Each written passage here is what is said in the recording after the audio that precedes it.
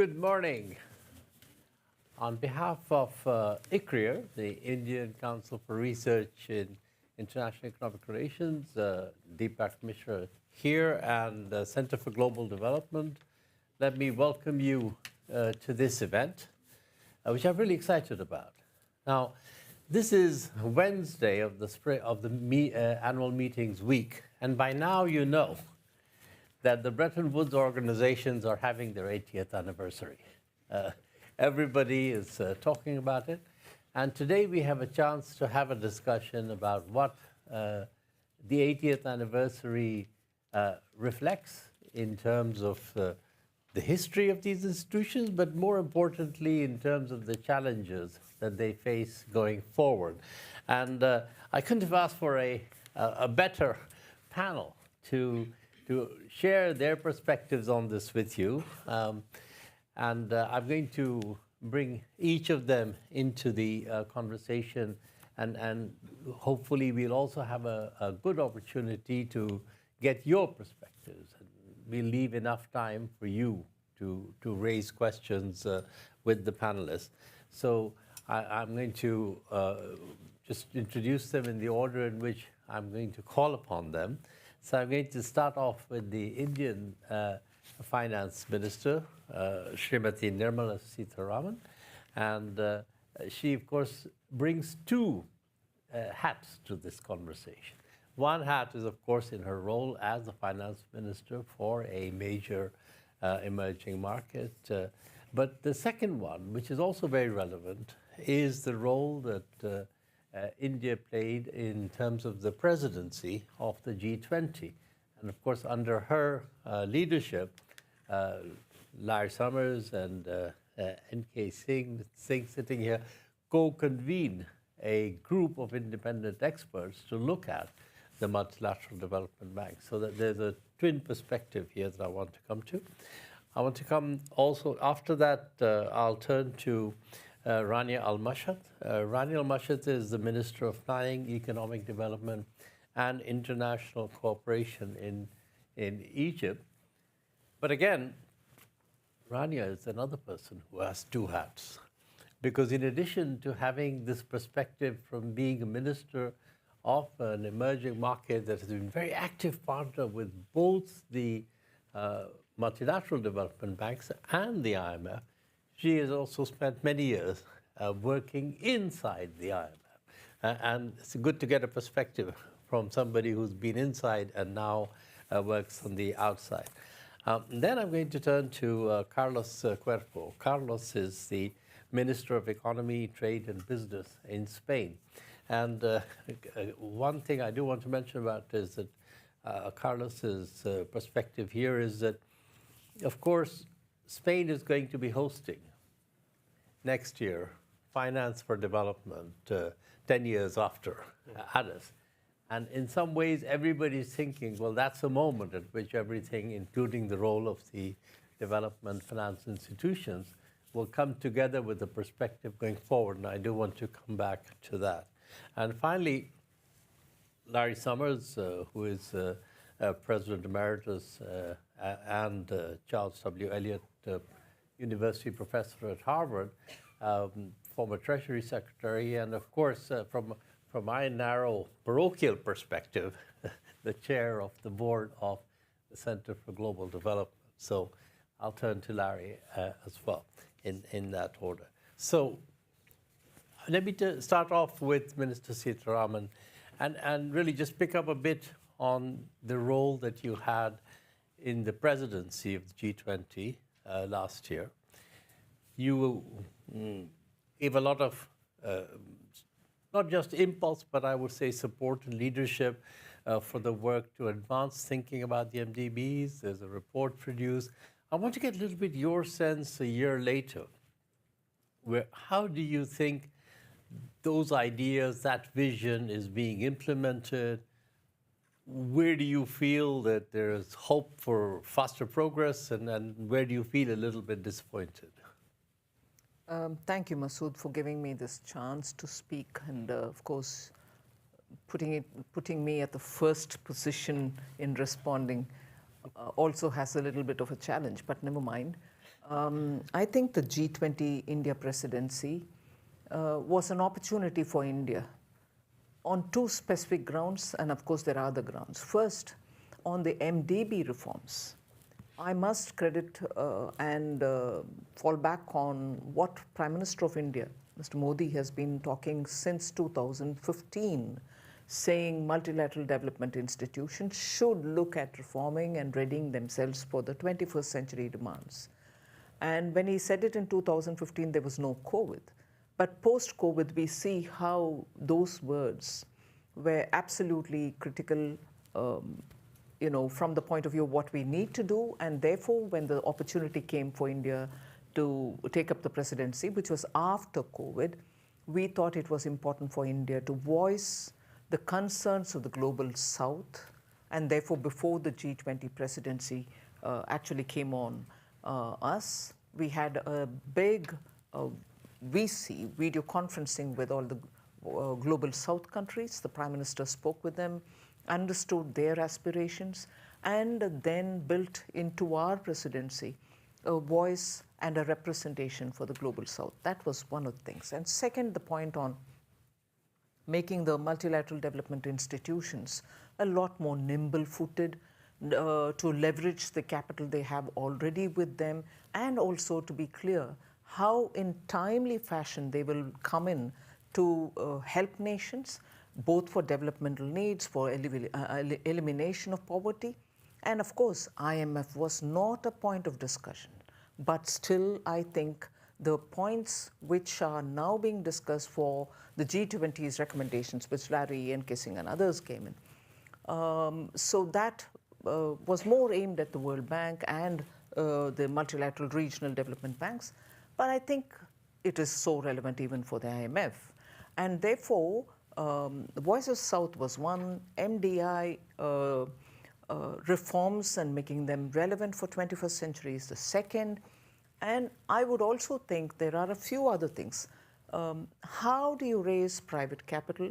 Right. Have we been really up to it? What are the kind of institutional governance mechanisms that we need to look at? The manpower that you have, and so on. So the recommendations have been absolutely to the point, and it is becoming a part of the evolution plan, is something which is happy news. But there are things on which I think we are going a bit slow and we need to go faster than what we are at now. So on those scores, particular 1 and 2 points, I'll certainly go back to my notes just so that I don't miss out on any of the points. See, I want to stress the fact that the few broader policy points that underlie and complement the recommendations that they've given, particularly because they underlie and complement more specific recommendations that they've given, are so relevant because now you have the Bretton Woods at 80. Those discussions cannot be devoid of the inputs that have been received. Right. And it cannot be that, all right, we know where we are going and we are doing it, you take it. So much of mind application has gone in. India's aspiration to bring in the voice of the global South cannot be missed out on. And then, are we going to be donor-centric? Are we going to be institutions which are going to have donors and their concerns conveyed to those recipient countries? The recipient countries today have an option. They have so many different donors. Don't they have a choice? They have a choice. But then what happens, therefore? Are you going to look at it only from your point of view and the donor point of view and not from the recipient point of view? That is one thing which I think we need to have greater access to information. Borrowers should know a lot more transparently as to what exactly is happening. Ideally, it is for maximizing every dollar that you're going to give as a loan. More importantly, I think the Bretton Woods institutions should not now allow themselves to have a mission drift kind of a picture to be given to the world. I suspect that if you're not going to concentrate on your core competencies, your core objectives, that is what is going to be the image of Bretton Woods institutions. More particularly, I would think IMF will have to look at it. The mission drift expression that I'm using is probably very relevant to IMF. I would want IMF to address this issue, and because they should not get into domains which are not so much their area of core operations, for which they need domain expertise, which they may not have, they may aspire to get. But why? Your core business is what you have to focus on, and I would think that is the most important thing, because if they don't address it, the global monetary systems are going to be adversely impacted. We can't afford that.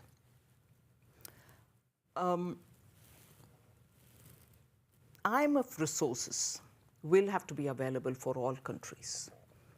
Short-term concessional, even as those countries are trying to reform their institutional mechanisms or policy frameworks, and therefore the funds should be available as short-term, as concessional funding for a short period for relief.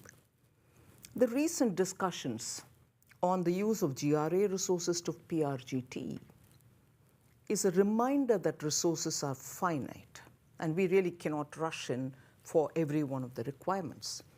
And therefore, I would think evaluation is important. The repeat funding, or funding repeatedly of some countries, where it becomes a long-term assistance, in other words, may not be healthy at all. Because if you're going in with your donor concentration and into a country, you've given conditions, you're giving a short-term concessional finance, it can't be forever, even with small breaks in between. And therefore, I think IMF will have to look at the evaluation exercise. They should introspect as well. The evaluation exercise which is being carried on in World Bank should be more transparent, I would think, and consultative, and it should reflect the interests of all countries who the Bretton Woods institutions are helping.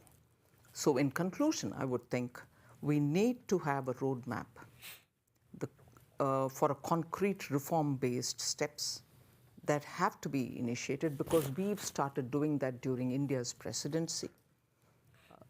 After a lot of introspection, inclusion, and so on, therefore, a shift in thinking in the Bretton Woods institutions to meet the needs of the next decade is absolutely necessary. Thank you. Thank you very much, Nirmal. And I would just say you did the sort of MDB part, but you've also made a series of comments and about what the IMF needs to be doing.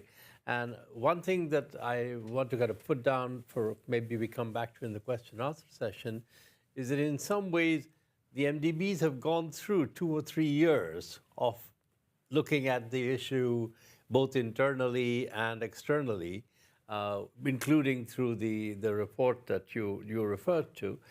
But for the IMF, that process is starting now in some ways. So this is very timely to be able to provide some of those inputs. We'll come to that. Rani, can I turn to you next? And I wanted to particularly get your view on the MDBs were asked to play a much bigger role in supporting the energy transition in terms of and moving towards climate as part of their core business. Egypt has been very much a leader in coming up with a national strategy for energy and water as well. And I want to get your sense of how helpful in this process were the MDBs. How much did you feel, yes, they've got the message, they're now helping me do what I want to do, as opposed to they've got their own 4 projects that they want to pursue, and if they fit into your strategy, that's fine, and if they don't, well, they'll do them anyways.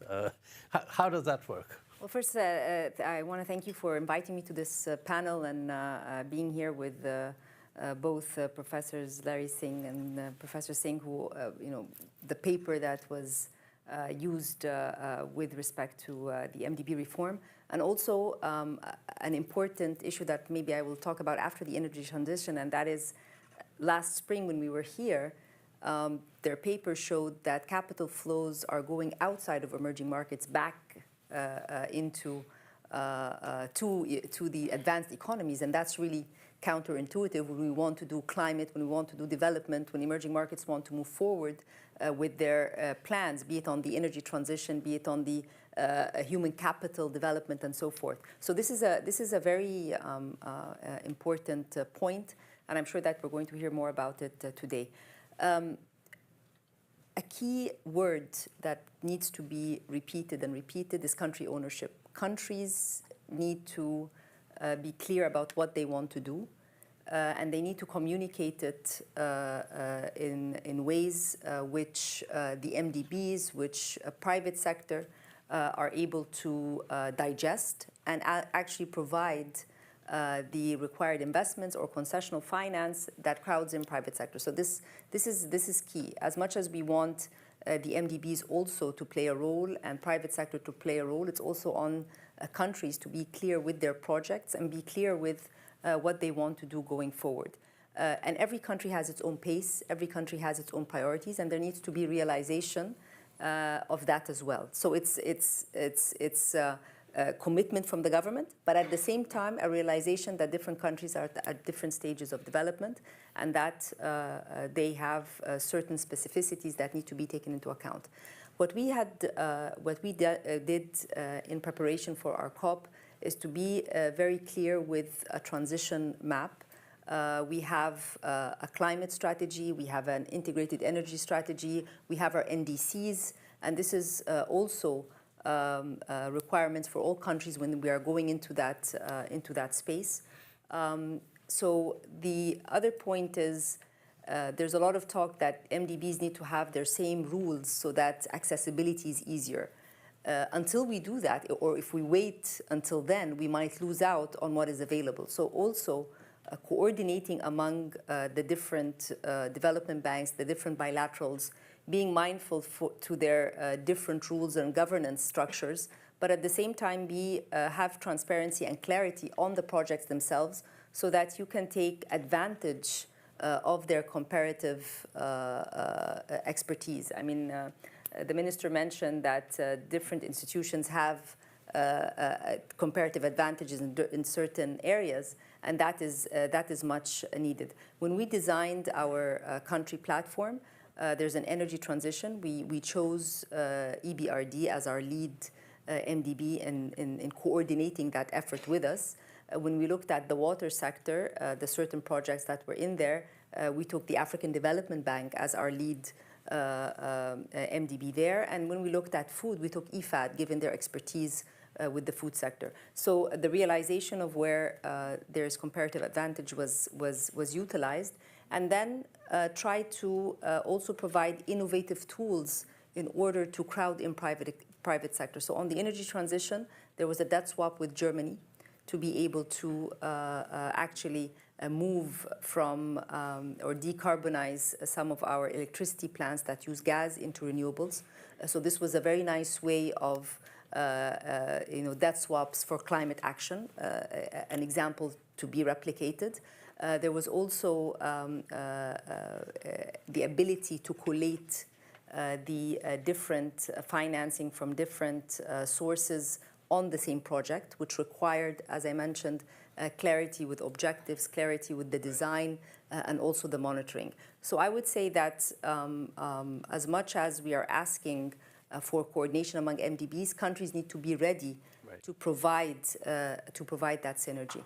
If I can just comment on one element that was mentioned, and we saw this during the UNGA week in New York, and it's also mentioned in the different international fora, the point on indebtedness of countries and the importance of the MDB reform to be able to account for that, so that more resources are available, so that countries are not stifled with their development objectives going forward. So this is one element that also within the MDB reform itself and Bretton Woods at 80 can think about how can the resources be availed more so that we are able to with the existence of the frequent shocks that we are seeing today and the depth of the shocks that are facing all of us, how can we still be able to meet the development, the climate goals, and then human capital development, which is much, much needed. And maybe that is also going to be discussed in detail or in preparation for the Finance for Development conference next June. Right. Can I just come back and get one piece of clarification? So when you said you identified EBRD had the lead on energy, and the African Bank had the lead in water, and IFAD had the lead on food, did the others fall in behind the leaders and say, we're going to do this together? Or was it like the African Bank then did water and No. How did it work? No, it's when we say take the lead, it's take the lead in with the government in making sure that we are able to create collaboration among all of them. So no, it wasn't that one having them as a lead crowds out the rest. On the contrary, it's to crowd in everybody around this, and most importantly, provide the concessional finance for the private sector to come in. So on the energy transition, it was EBRD, IFC, grants from the EU that de-risked the cost of finance for some of the private companies that came into the renewable space. So no, it wasn't that there was compartmentalizing them or crowding them out by having a lead. No, it was really a way to say all of you can work together. But when we say take the lead, it's take the lead with us in communicating all the details within the projects and the financing that is needed within. Great, thank you. I want to turn to you, Carlos. We've already talked about the World Bank and the IMF, two institutions, but forever we've been trying to get them to work better together also in some ways. And I know that you, Spain, have taken a strong interest in promoting that, including by providing some financial support to the two institutions with the explicit objective of promoting collaboration. Tell us a little bit about why you picked on that bit, and also which are the areas where you think the collaboration really matters. What are you hoping to see different as a result of this? Sure, thanks for the invitation, Masoud. Just maybe let me make a first point of realism in terms of really put into context for this discussion. I mean, when you look at the discussions on the need to reform the Bretton Woods institution, that discussion has been there almost since day one after the institutions were built. Then for the 50th anniversary, lots of discussions. Then, of course, after the financial crisis, and we're at it again for this 80th anniversary. But with some elements that we could put on the table, like this time might be different. And I think Nirmala beautifully voiced some of these elements that are new, these challenges for the 21st century. We're in a post-COVID world. But there's also a few elements which call somehow for attention when it comes to the willingness and the capabilities that we will have to really put in place all these recommendations. So, of course, is fragmentation now. That's our reality in terms of trade, also financial flows. And there is conflict in today's world, in Europe, Middle East now. So we have to take that into account, of course, when it comes to the ability that we will have to move forward these important discussions. So the main point, or my main question is, are we ready to engage into a fully fledged discussion for a Bretton Woods 2.0 in one go? Is that even possible? We've been 2.5 years discussing communiques without agreeing on a 3-page text. So maybe there's an element there of practicality, of realism on how far and how fast we can go, so that we avoid frustration along the way. That's just my main point, that maybe there is a case, and I think if I understood well Nirmala's words, there is a case for not only knowing where we're going, so not losing this degree of ambition, but also somehow knowing the way and having these intermediate steps. So maybe in order for us to go to 2.0, we need to go through 1.5 first. So on this, basically, 2 points from my side on what some element of this 1.5 could look like. One is, of course, looking at institutions and taking the most out of their instruments. And here you might know it is the rule of the instrument, which is basically when the only thing that you have is a hammer, all your problems, they actually start looking like a nail. So what we need to do is really understand all the different instruments and how they can collaborate between themselves so that we can make the most out of them. And there comes the example that you mentioned. We've been working together with the World Bank and with the IMF with a clear purpose, which is put a platform for their collaboration within the Resilience and Sustainability Trust so that program countries that are there, two of them have already been engaged in this, is basically Madagascar and Tanzania, where they can actually use the money, the SDRs particularly that we're channeling through the IMF, to put in place also World Bank projects, so projects related to climate change. So we are making the most of these synergies between both institutions and also making the most of the funding of these programs. So in a sense is to allow for fully fledged programs that can combine, of course, climate elements with finance, development, so there is no trade-off between these two for countries that are in need of making progress in both directions. And so the second point, of course, is to make the most of the existing pool of resources. So of course, there is this final goal, ultimate goal of increasing the resources, either via, of course, more capital, or also discussions on new issuances of SDRs, even asymmetric SDRs. So we can put on the table all these ultimate goals, but in the short run, we had an issuance of SDRs in 2021, $650 million US. Billion, sorry. Out of those, 55% for advanced countries.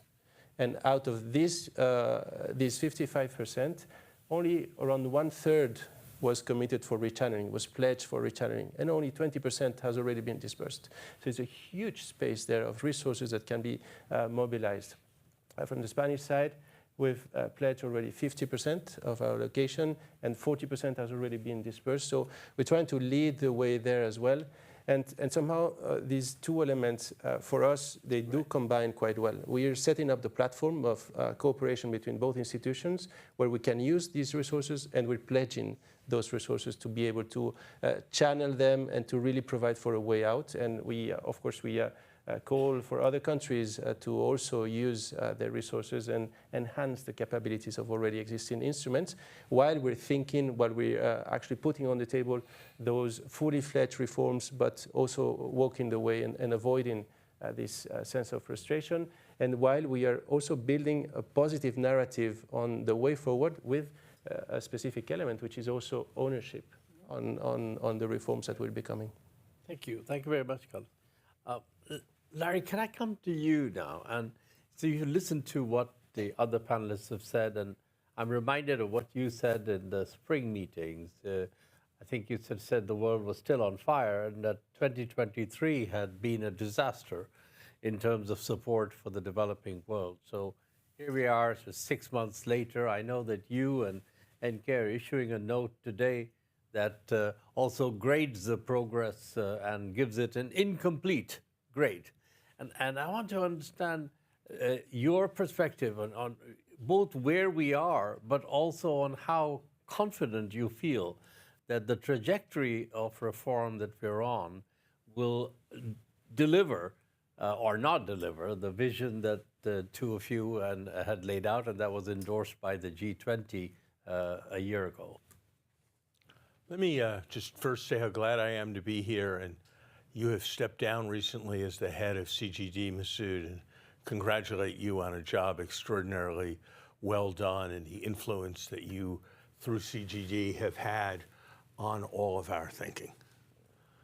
I am no longer an enfant, but still Tarib. So I hope you will bear with me if I attempt to be bracing in my observations. I was privileged to participate in the discussions of the 40th anniversary of the Bretton Woods institutions, the 50th anniversary, the 60th anniversary, and the 70th anniversary. I am not able to remember a single thing that happened from any of those discussions that is memorable today in terms of the situation of the institutions.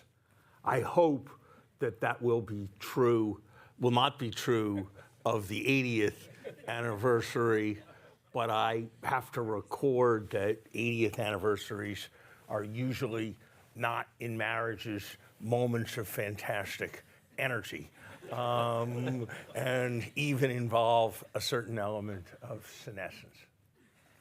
I also have to record this fact. If you wrote an economic history of the world, not an economic history of the Bretton Woods institutions, but an economic history of the world, in the vast majority of decades, the Bretton Woods institutions would play a non-trivial role. You'd be writing about the Asian financial crisis and what the institutions did in response. You'd be writing about the Latin American debt crisis and the role the IMF played in working past that crisis. You'd be talking about the development of the Washington Consensus ideology and the way in which it was promulgated by the Bretton Woods institutions. You'd be talking about what Robert McNamara did in putting poverty centrally on the global stage. I do not think that when in 2050 somebody writes an economic history of the world for the period 2015 to 2025, there is anything that has happened in the Bretton Woods institutions, for good or for ill, that will play any significant role in that history. I do not believe that talking about cooperating in order to coordinate or talking about coordinating in order to cooperate offers an appreciable chance of changing that situation. NK and I attempted in our report, respecting the conventions of international speech and international comity, to try to lift everybody's sights. We talked about tripling the size of the lending of the institutions by 2030. We talked about dramatic changes in the speed with which they came to conclusions and delivered resources. We spoke about different levels of cooperation with and engagement with the private sector that were qualitatively and not merely quantitatively different. I have to record a year in that incomplete is an accurate but perhaps charitable grade at this stage. I have, as a professor, given many incompletes in my time. It usually happens because the student is struggling. It is quite rare for me to have given an incomplete followed by the student getting an A. And I have to record that there will have to be a discontinuity not yet observed if this situation is to be followed by receiving an A grade. What's required if this is going to change? I don't know the answer with confidence, but I'd suggest a few elements. One, my country has to energize itself with respect to its engagement with these institutions. In the 20th century, for better or for worse, and other countries often resented it, the United States always had a big agenda for these institutions. Sometimes the institutions did it, sometimes the institutions didn't do it, but the United States always had a big, bold plan. That has mostly not been the case throughout the 20th century and 21st century. And these institutions are located in Washington. Important personnel choices are made in Washington. And I suspect there will not be bold transformation without leadership coming from Washington. And I hope that our new president will take that on board. I think there's a better chance with one of the possible election outcomes than there is with the other. The second is the institutions have to say things and do things that capture the imagination of the world. There have been moments when they did that, when they sketched visions and put many, many billions of dollars behind the transition after the Berlin Wall fell, when poverty was made central to the mission of the World Bank, when with Massoud's important involvement, for the first time there was large-scale official debt relief for the poorest countries in the world. Let me speak frankly. The world's press this week will devote 200 times as much attention to the rantings of an older American about the genitals of a golfer who has been dead for a decade than it will to anything that is said by the IMF or the World Bank. That is in part a reflection of the press and the media, but it is also a reflection of the fact that the IMF and the World Bank are unlikely to say anything with sufficient clarity and boldness that I would know how to write a story that I would think it was important for my children to read about what has gone on in the last week. So the United States has to have a crucial role. The institutions themselves need to commit bold content rather than discussions of acronyms that nobody can pronounce or remember.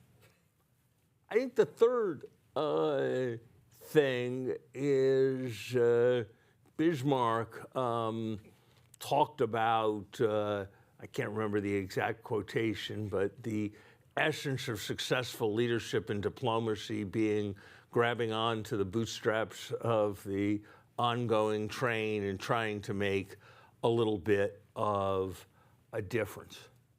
Look, for the first time in many decades, the world is increasingly being divided between a group of countries that are authoritarian and that have a particular set of conceptions. I think of China, Russia, Iran, North Korea, and a very different set of countries. I don't know what the right answer for the Bretton Woods institutions is. Is their role to be the unique bridge between those groups? Is their role to be a crucial provider of alliance and support for one of those groups of countries in the way that the Bretton Woods institutions were central to what used to be called the free world during the Cold War? I'm not sure what the answer to that question is, but the choices that are made with respect to that question are profoundly important. And that is what we ought to be debating. And the other thing that seems to me to be central and not discussed often enough is that we are likely in a period of extraordinary technical and structural change. Whether it is coming from the revolutions in energy, the life sciences, and the digital sciences around artificial intelligence, whether it is coming from the fact that it is, I think, becoming very clear that the best route to prosperity that's existed for the last 60 years. First you make textiles, then you make bicycles, then you make motorcycles, then you make ships, then you make cars, then you make planes, then you make chips, then you're rich. That route is unlikely to be available to the vast majority of places where poor people live. And the question that needs to be figured out is, what is the alternative route? And what is the route that lies ahead? Because without rapid growth, other problems are not going to be solved in durable ways. And I don't see the institutions providing an answer to that question. And I don't see them doing as much as they should be doing to try. So I think these are the world's most important institutions. They're kind of the only ones where countries come together, not just to talk, but to do. And the do is creating, not destroying, is building up, not tearing down. And so they are in many ways the best hope of mankind. But I do think there needs both from without and from within to be a ratcheting up of ambition, because yes, the world is on fire, but it is on fire with grave problems, but it is also on fire with immense opportunity. And I hope we can seize those opportunities. And I hope the 80th anniversary will be remembered as a time of, frankly, more effective reflection than the 50th, 60th, and 70th anniversaries were. Thank you very much, Larry. The 50th anniversary, for those of you who remember it, was marked by, if you recall, the tagline was 50 years is enough. And the interesting thing for me is that nobody actually out there is saying 80 years is enough. What they're saying is, we need these institutions, but we need very different institutions. So actually that in itself is, to my mind, somewhat more hopeful starting point. But now the question is, can you make something of it?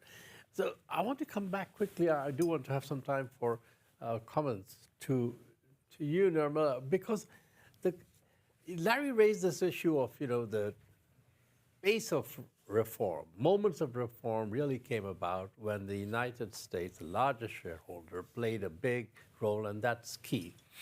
But the world is getting very different now. You have the lots of emerging powers taking over responsibility, the G20. How do you, with multilateralism is struggling in many places. US-China relationships are going to be tense under any scenario for the next decade. Excuse me, in that world, how do countries like India and other big emerging markets step up and play a role that helps to take a bit of ownership of that process and drive the reform forward? Do you see that as a feasible way of making progress if the US and China are too busy looking at each other? Yes, absolutely possible. And on this, I just want to again start from where a thought of my Prime Minister came in. and this is well thought through.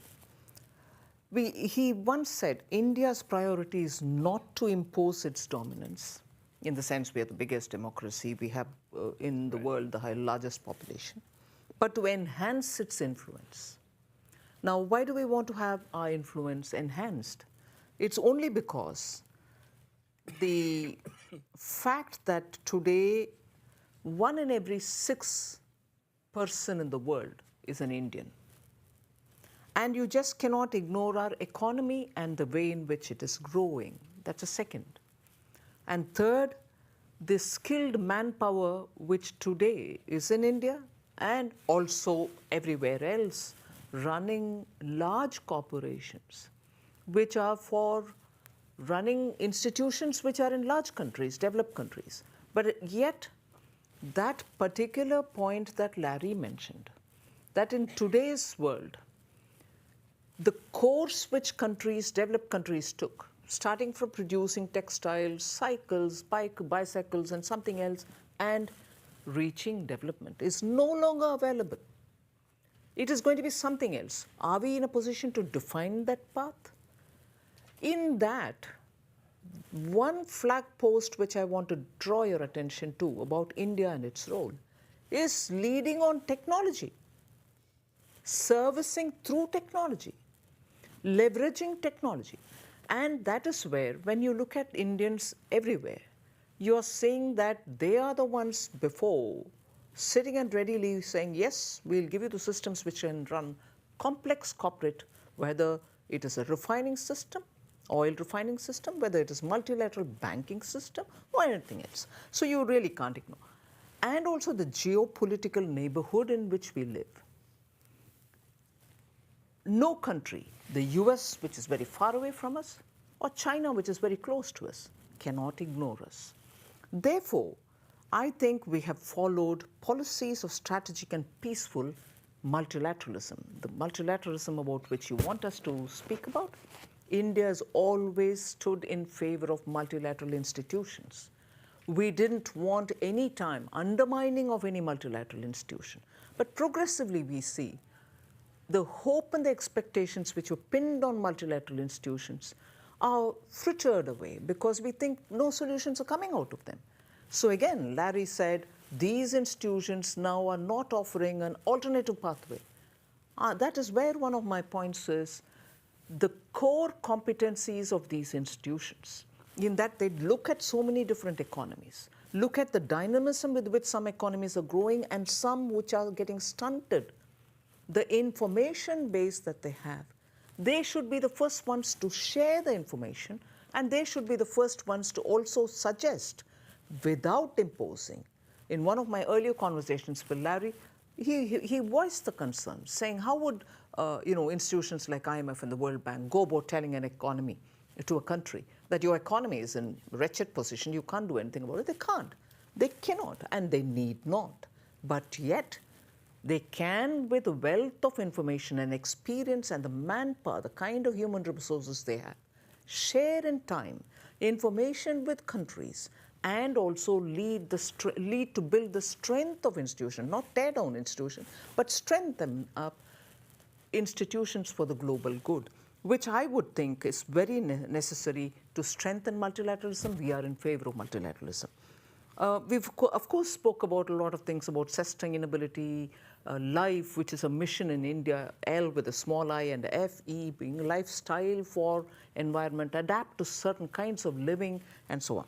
But shaping the future is one very ambitious, nice goal, and we need to follow that. And we need to have Bretton Woods institutions work on that, rather than reacting to future developments. Unfortunately, in the last few decades, we see them reacting to future developments with the strength that they have, and I think, therefore, information sharing is one thing. India, of course, has International Solar Alliance, Biofuel Alliance, and we're talking about disaster resilient infrastructure. And all these need money. All these need help for countries which are in smaller economies, island economies, which need them. So through the digital public infrastructure that we have publicly funded and taken it up to different countries. We are spreading that attention. And I think these are areas in which India will contribute. Thank you. Larry, you wanted to comment on that? I want to make two quick points, if I could. One is, I think we need to define development back up. The goal of development is to enable people in every society to live the kinds of lives that people in some of the most fortunate societies live in, not tomorrow, not next week, not next month, not next year, not next decade, but eventually. And we have too often focused on very important things, deworming, this micro-intervention, that micro-intervention. The goal needs to be societal transformation so people live much better lives.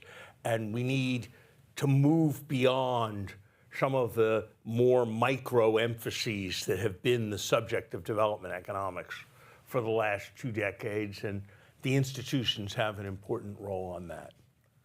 Second, Nirmal, I can't resist, and I'm going to be unfair to you, and I'm going to single out India as I make this comment, but it is a broader comment, and I'm going to ride a hobby horse. India, 35 years ago, benefited enormously from receiving about $2 billion in loans from the World Bank, because at that time, that was transformative, with India being able to pay its public sector employees where it otherwise might not have been able to. Today, India has over $600 billion in reserves. $600 billion. Does all of that really need to be invested in the short-term financial instruments of the richest countries? Or can India be working with the Bretton Woods institutions to recycle not the first $400 billion of those reserves, which are perhaps necessary for some liquidity contingency, but when you're only earning less than 2% in real terms on all of that investment, and we're all talking about all these spectacular investment opportunities all over the world, perhaps India and other countries like India, who believe in a much more powerful and robust multilateralism, should put some of their money behind where their mouths are and be prepared not to take what's necessary for your liquidity, not to take reserves that can remotely be compared with your exports or your imports or your short-term liabilities, but countries with vast reserves. Seems to me, if we're going to get to this kind of place, some willingness to harness those reserves towards meeting these high-return, profound global objectives has to be central to any kind of realignment. So that's a practice. Please. I'll not let this Yes. opportunity. Off you go. One little correction, petty one. Not some 680, 710 today. Okay? And second, I'm always behind, because they're always going up. Larry has probably not observed that much before the IMFs of the world reached some countries in our neighborhood. And I'm not saying this with a sense of boast. I'm saying it more with a sense of responsibility. And again, sorry, I have no axe to grind with the IMF, but with no conditions attached. We have given sums of money, which I don't want to name here, number here, because my neighbors are very dear to me. Right. We've come out in time to help countries in distress. And in the typical Oriental fashion, I will not name the country, I will not name the money which have been given, because they are very important to my cultural values and also to my neighborhood. So much before nimble-footed institutions of the Bretton Woods have come there, because we are closer to them, this money has been used. Right. Even better. Many African countries, we extend a line of credit which is a highly discounted line of credit to build their institutions, to build their bridges, to build their ports, railway stations, secretariats. And let me add, with a sense of humility, many of them are in no position to pay back. And we have not made a noise about it. We will still continue to do it because we think the South, the global South, will be with us. We want to be with them. We want to help them out. We want all of them to get an opportunity. So we're doing that. Larry, you should be happy. So can I just though make a small footnote, Nirmal, if I may?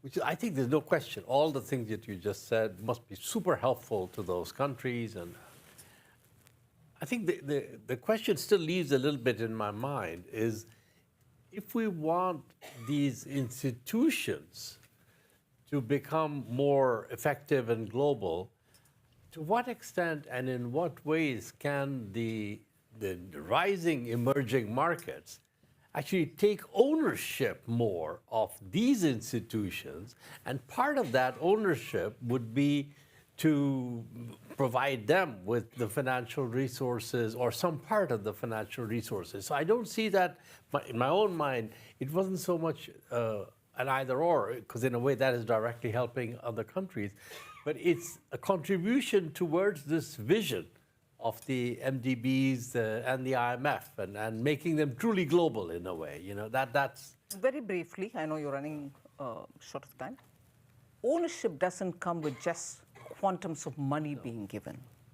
Ownership can also come when decisions are made in consultation, when decisions can be transparent, when decisions are made to benefit the recipient, and not so unifocused on my donor requires this, so you do it. They are in such desperation. We need to help. We need to do this. So ownership, I'm willing to take. I'm sure many countries are willing to take. Emerging markets are absolutely revved up on the thought that they will have to participate. But of course, a voice and a hearing have to come with it.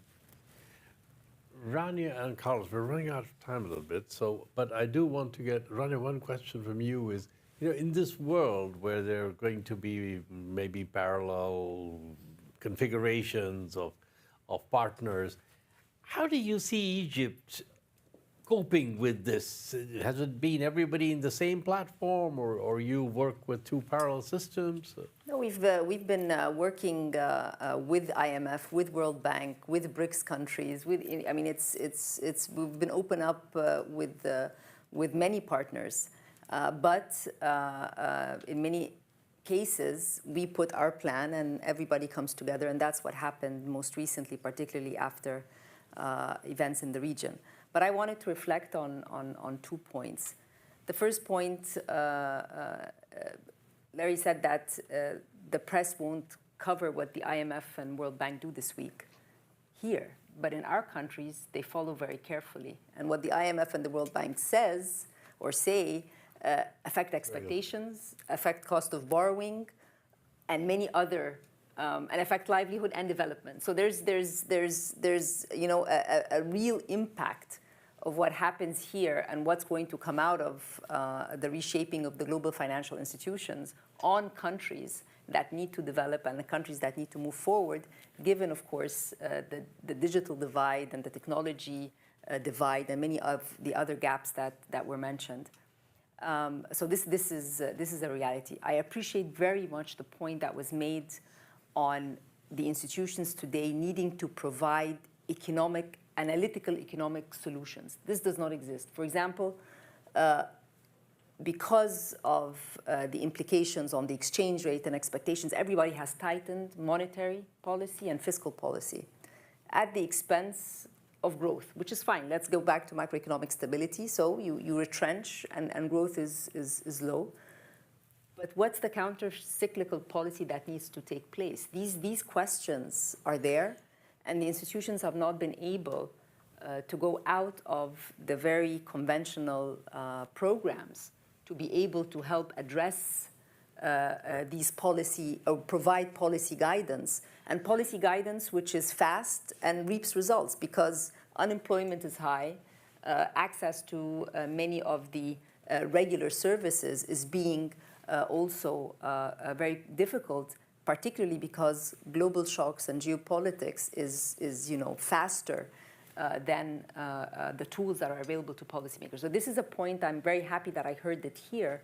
We are making this point over and over. What are the policy descriptions beyond the conventional ones that need to take place? And when we talk about indebtedness, when we talk about the DSA, for example, which is used by all investors to compare between countries, and you're asking countries to take more concessional finance for climate action, DSAs do not distinguish between commercial debt, concessional debt, and other types. So there's that distinction is not there. So even if we're taking concessional finance for climate and development, at the end of the day, the macro numbers are what matters. So this I think are very practical questions from countries that should be addressed as both institutions are looking to work closer together to answer these questions, not cooperate to coordinate, but really to answer the needs of citizens of the world in countries which need to move forward.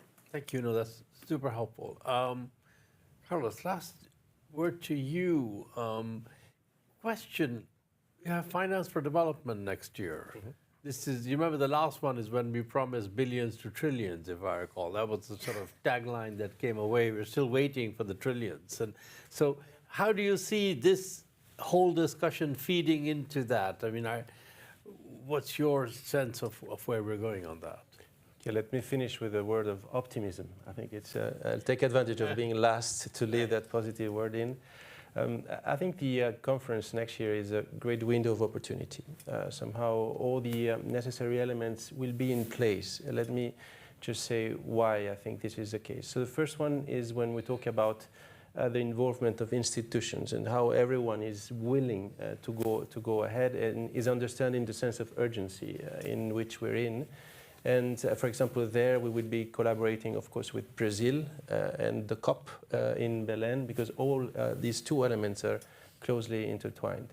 So that's one thing. Then, of course, the degree of ambition. We have to capture imagination, but at the same time, we have to make things happen. So how to combine this realism with the degree of ambition. So on this, of course, it's a list of elements that come with what we think development should be. So the definition has to include not only elements related to short-term debt bottlenecks that these countries might have, so to relieve, also to have a relief in terms of the trade-off between development and climate fight. There's also elements which are very simple, like nutrition, health, which can be unlocking factors in the short run as well. So there we will take advantage also of the UN framework to include all these important elements in the discussion. And then there is an important element, which is politics. And 2024 has been a year of elections, still will be a year of elections. Around 50% of the world population has been in an election year in 2024. That's not going to be the case in 2025. So is that also a positive element in terms of the window of opportunity to have politicians maybe having a long sight and horizon, so that we can think of these bigger reforms and these elements of necessity for the next decade? Let's hope so. Great. Well, we still have 10 minutes, so I want to take advantage of that and see if there are people who would like to raise any. Let me take 3 questions. I don't think we have time for more than that. Shekhar first, I think. If we could bring Samuel, just bringing a microphone over to you. I'm Shekhar Shah. I'm a non-resident fellow at CGD. It's a real privilege to have this influential panel, including my finance minister and my former boss at the World Bank. Thank you, Masood. one of the tensions that we currently face with the MDBs is the development versus climate finance issue. And there, to kind of target one indicator of what Larry was talking about, is jobs. If we can create enough good jobs so that people can save enough, that will then bring wealth to those countries, we have addressed that issue. I was very pleased to hear that the finance minister from India talked about skilling in her address in New York. One of the things in skilling is the multifaceted nature of the policy making, and very specifically to India, but might apply to Egypt as well, is the lack of coordination between different ministries, education, health, labor, skill development and entrepreneurship. And I think the Ministry of Finances in these countries could really play a role in coordinating this and come up with better policies. And with Larry, if I may just say that you pointed to the 80th anniversary. I hope one of the celebrations or non-celebrations of this anniversary is not the election of a certain individual who is prompted by 2025 on page 701 about getting out, the US getting out of these institutions. So it'd be very useful to get your views on that. All right, I think gentleman in the front, and then I was going to take one more.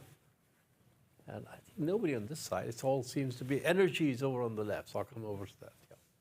Yeah. Chris McRae, Norman McRae Foundation. I wanted to challenge Larry on one thing. You painted a picture of engineers going through more and more engineering brilliance up to chips just to make more money. I don't think islands like Taiwan, Singapore actually make chips to make more and more money. I think they make it to try and share life-critical information on the ground with millennials so that they can take actions to do things like change the climate. So am I completely wrong, or is there a possibility that there's a different reason for making chips? Okay, all right. Let's see now. I think then there's the gentleman right in the back there. Yeah, you. Yeah. Okay. Good morning. My name's Tim Herschel-Burns. I work for the Boston University Global Development Policy Center. My question is perhaps particularly for Dr. Summers, and I wanted to ask about private capital mobilization, which of course has become a major focus for the BWIs in recent decades, but with somewhat disappointing results, as some recent pieces, including from CGD's Charles Kenny, have pointed out. So I'm curious to your thoughts about the extent to which private capital mobilization should be prioritized and the extent to which it can fill financing gaps. Thank you. Okay, thank you. And I just want to get Louise in there as well. Yeah. Thank you. Hello. Yeah, it's working, right? Hello, Louise Fox. I used to work at the World Bank, and I'm a former chief economist at USAID. And I want to ask a question about how change happens at these institutions. They appear to be, as you note, fairly ossified in their approach. There needs to be a major cultural change to do things faster, take more risks, think about growth completely differently, think about new growth paths. How does that happen? It doesn't seem to be happening just through a change in leadership at the top. So I think Larry said U.S. has to exert leadership, but I'm wondering what the other panelists also think about who can exert leadership to make that happen. All right, I think we have 4 questions. Who would like to come in? Maybe, Nirmal, would you like to, anything you want to respond to on that? Well, no. No. I think most of them pertain to others. Ronnie, anything you want to Just on coordination, absolutely. We cannot ask for the world to coordinate if internally we're not coordinated, and that's why it's very important to, in our case, it's Ministry of Planning and Economic Development and International Cooperation that tries to do that coordinating role. So that exists in terms of, I mean, it's important, and more needs to be done on that to articulate even what needs to happen on the development, to identify the development gap, and then where to get the money to or the programs to push it. In terms of reforms in the institutions and should it come at the top, I think the shareholders need to make more noise about that. I mean, we need to and we ask this question always. The world is changing very fast. What is the new growth model? That we should be thinking about, and what policy should be in there, and how that ties to the financing that exists, particularly in a world with heightened costs and risks, and you want the private sector to come in. Until they do,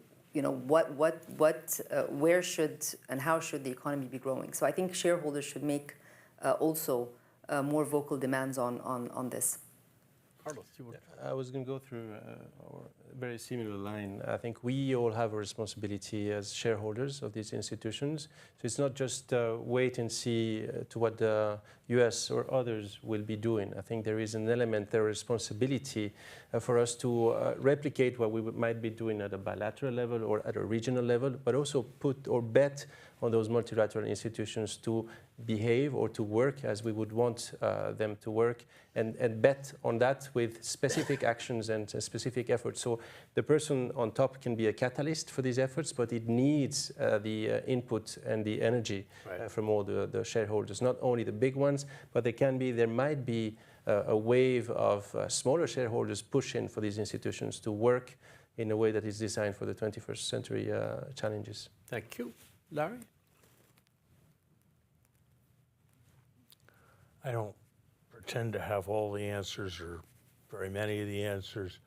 I just try to provoke, and I've learned an enormous amount from the conversation here. I suspect if there is big change, it's going to come from some combination of the broad imperative of emergencies and strong leadership. And it's not going to come from larger conclaves of more shareholders in dialogue with each other, drafting communiques, which I actually think is a route to non-boldness. So it's my theory of change, for better or for worse. I didn't mean to suggest that, I'm a big believer in capitalism. I think people do things that pursue their own prosperity and also pursue the most lofty objectives as they produce things that people otherwise wouldn't have, whether those are chips or bicycles or what have you.